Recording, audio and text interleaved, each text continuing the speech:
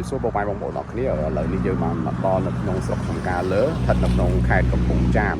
អញ្ចឹងយើងធ្វើដំណើរពីរាជធានីភ្នំពេញមកដល់នេះมันវាប្រហែល100គីឡូទេបាទខ្ញុំអត់បានចាំទេតែចង់ជំរាបថានៅទីនេះគឺជាតំបន់មួយដែលសម្បូរទៅដោយប្រភេទដំណាំកសិកម្មឬក៏ដំណាំហូបផ្លែជាច្រើនប្រភេទនៅទីនេះបាទជាស្ដែងដូចជាប្រភេទស្វាយចន្ទីក៏ជាដំណាំមួយដ៏សំខាន់សម្រាប់បងប្អូនទាំងអស់គ្នានៅក្នុងខេត្តកំពង់ចាមនេះផងដែរបាទស្វាយចន្ទីនេះខ្ញុំពីតូចបាទធ្លាប់ញ៉ាំធ្លាប់អីវាដែរខានញ៉ាំយូរដែរបាទនេះគឺជាប្រភេទចេះបាទស្វាយចន្ទីហើយគេពីច្រើនគេយកគ្រាប់គេពូគ្រាប់អូវីនេះលក់បានតម្លៃថ្លៃបាទគ្រាប់នេះលក់បានតម្លៃថ្លៃអញ្ចឹងយើងក៏អត់ដឹងថានៅក្នុង1គីឡូវាមានតម្លៃប្រហែលដែរហើយតាមទីផ្សារគឺប្រមូលផលខែណាឬខែណាយើងអត់ដឹងច្បាស់ដែរបាទចាំមើលបើសិនជាខ្ញុំបានជួបជាមួយនឹងពួកគាត់ដែលជាអ្នកជំការខ្ញុំនឹងជម្រាបប្រាប់ទៅពុកម៉ែបងប្អូនអរគ្នាឲ្យបានដឹងជាបន្តទៀតបាទព្រោះឥឡូវនេះយើងជិះមកបដាឃើញមានទីតាំងដែលមានស្វាយចន្ទីហ្នឹងក៏យើងចុះបាទចុះមើលលេងបាទចុះមើលលេងទៅក៏ថតយករូបភាពមួយចំនួនចែកជូននៅខាងពុកម៉ែបងប្អូនអរគ្នាឲ្យបានដឹងបាទនេះស្វាយចន្ទីហើយវាសំខាន់រឿងតែក្របនេះទេដែលគេចង់បានណាក្របនេះបាទហើយគេយកតែហាលឲ្យស្ងួតលក់បានថ្លៃ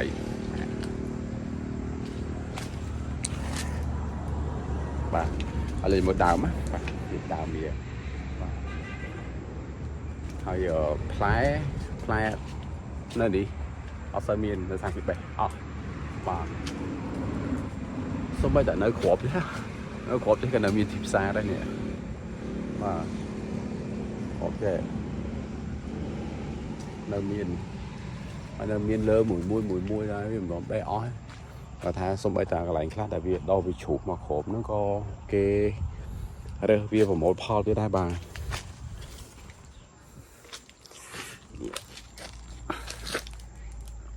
ដូចមកចៃ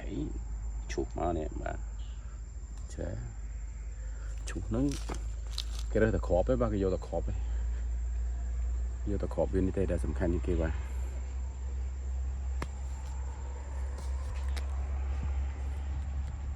បានទេបានច្រើនអត់អូ3ឡើង3ហើយអាហ្នឹងឡើង3ហ្នឹងហើយผมស៊ីបានដែរតែគាត់ថាញ៉ាំច្រើនវារៀងសាក៏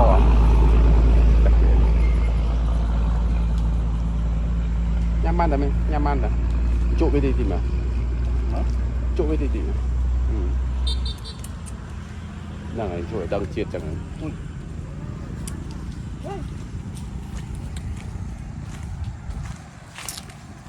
ជិះនេះផ្លែមានផ្លែដែរនេះសាផ្លែហងខមហ្នឹងបាទហងខមមានផ្លែគ្រាប់វាចេញមកក្រៅបាទមកសោះផ្លែដែរ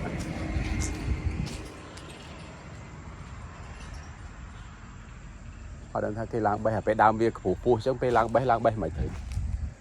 ត្រូវដាក់ចដាលឡើងអត់ដឹងបាទ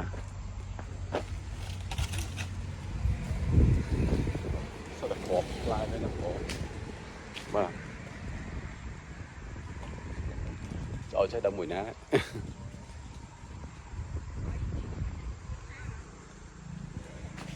េះដប់ផ្លែទុំអរងមកទុំមកហើយពេលសំខាន់គេគ្រូគ្រាប់វាចេញមកខាងក្រៅតែនៅពេលដែលដំបងគ្រាប់វារៀងធំបន្ទាប់មកនៅពេលដែលវាចាប់ដើមរីកសាច់មកគ្រាប់វាទៅទូចវិញបាទយើងមើលនៅអនងនេះពេញហ្នឹងស្រាប់គ្រាប់នៅខាងក្រៅអត់តែគ្រាប់ធំ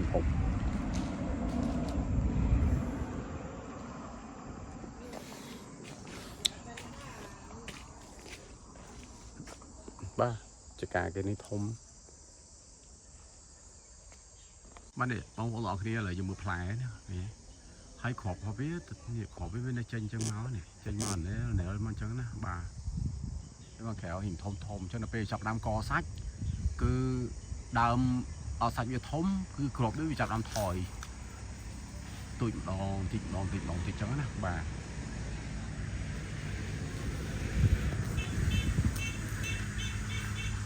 nè nhọn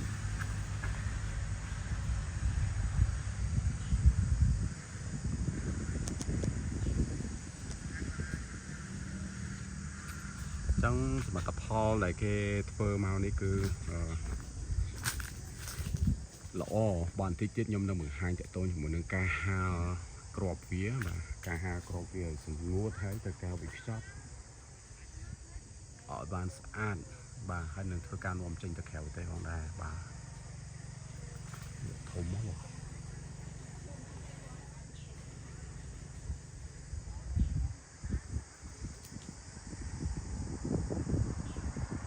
cho lắm tha bây giờ chỉ play chụp bú và khách cho lắm thế đấy cho lắm tập po sờ bỏ thế mình tay play vía chứ có ta không cái tao bị dáng cái tham mấy bàn việc khổ bên nơi khang khéo nó chứ ngồi lại bông nọ kìa chứ ngồi đôi nhung vai chẳng tí mấy bàn cro bên nơi khang cài hay play vía cro bên nơi khang cài sách bên nơi khang lờ nó không kê chẳng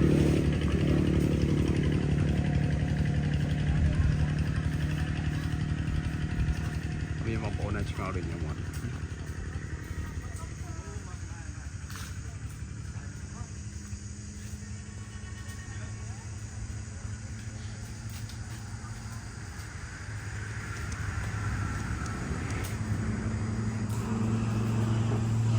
con tren ghê phải hả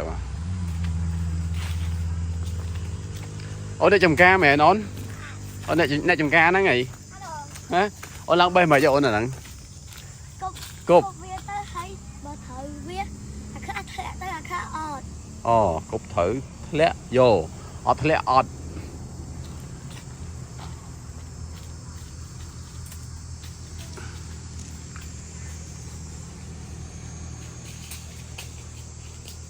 ok bom ổn ở kia ở dương nừng tay và to tiền hay chăm mơ nhom nừng đây đã phèo bom ổn ta ở cái ha lằng điệp má hơi thơm mấy tu ban thò với hai thơm mấy lụa ta kèo tay ban bà ok ở con trai giờ chụp nên ở video cào tiền bờ một ngày nơi tàu việt sái nâng cái cô nẹo miên cái tai khuôn hư ha đào lên việt xóm nâng mặt hiệp cái chùm này dương đào xí cái bom bồn ở kia là lý dương đo về biển thời từ vinh hái hay có thể lia pi chấm ca xoay chân tí mà dạ pe sân hay ở các cái giờ này chụp thì mà xa tiền ok và cái này ô này cái cục đó nè bán cục bán bé nè ok ở con tràn bà giờ nên tập từ thông tin về to tiền bà ở con tràn bà bye bye